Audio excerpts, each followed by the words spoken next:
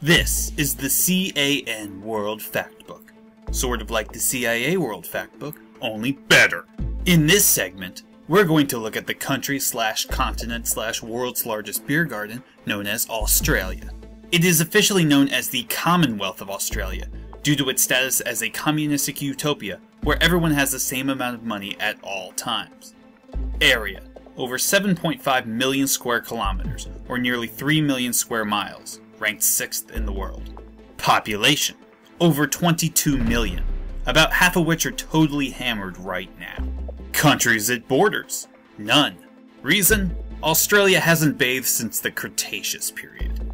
Highest point: Mount Kosciuszko in the southeast of the country. Elevation: 2,229 meters. Lowest point: a 58-3 clobbering to South Africa during a rugby friendly in 2008.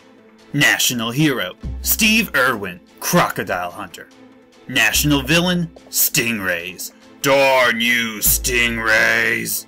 Largest exports: coal, wool, wheat, Uggs, Fosters, made-up words like boomerang and didgeridoo, and above all, actors known for portraying characters who aren't in the least Australian. Official national anthem: Advance Australia Fair.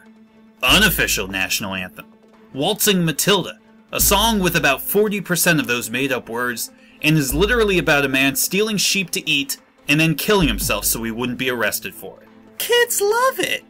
Popular landmarks for tourists: Sydney Opera House, Ayers Rock or Uluru, the Great Barrier Reef, the dentist's office from Finding Nemo, and the inside of a hungry crocodile's stomach. Fun fact: Australia is the only continent on Earth that doesn't have glaciers, making for very boring Titanic reenactments. History time!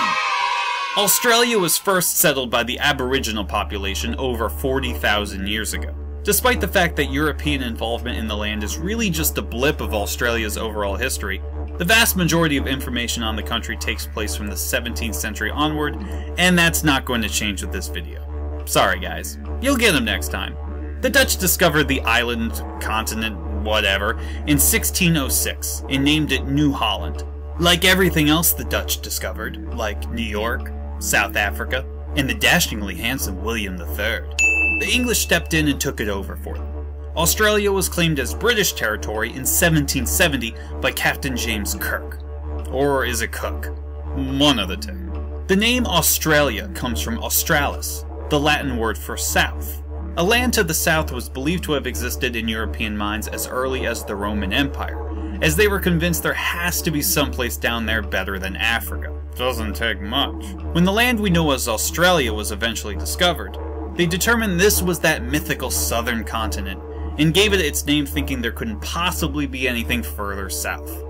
Oh wait, that thing.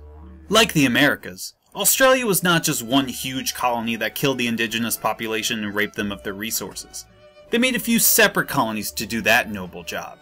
The first one, New South Wales, was made as a penal colony, where the British threw their unwanted prisoners, indentured servants, and children who dared ask for more. Queensland to the north was also founded as a penal colony. Victoria eventually accepted prisoners, while Tasmania had it bad enough already with these things spinning around. The Brits got lazy naming the rest of the land, with South Australia, Western Australia, and Northern Territory. Great job, guys. Way to use that imagination.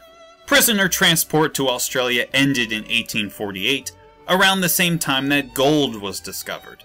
This made people actually want to go to Australia, despite all those rough-and-tumble settlers, and the poisonous snakes, and the jet lag. Oh, the jet lag. As a result of this influx of population, Australia's first and foremost example of civil disobedience took place in 1854 with the Eureka Rebellion. Miners unwilling to pay for the cost of a mining license revolted against colonial rule, and then got their butts kicked by the British Army within the length of this video. But then the rebels were all like, no, we were fighting for the Australian people's rights. Wink, wink, nudge, nudge, say no more. That made the rebellion extremely popular, and it's been on postage stamps ever since. Success! By the end of the 19th century, all of the colonies obtained self-rule. and in 1901 decided to Come on, people now, smile on your brother, everybody get together, try to love one another right now. by creating a Federation of Australia. It was still under the rule of the British Empire, but now a united Australia could do exciting things like pass their own legislation, with British permission, fly their own flag, with the British flag in the corner, play their own sports, as long as they were British in nature, and boss their neighbours around, the British pastime. In order to ensure there was no favoritism between the Australian states, the new capital of Canberra was constructed so that it resides within its own territory, even though it's totally surrounded by New South Wales. Just admit it, everyone likes them better. Take that, Victoria. Since they were still a British dominion, they sent troops to the bar fight gone out of control that was World War I.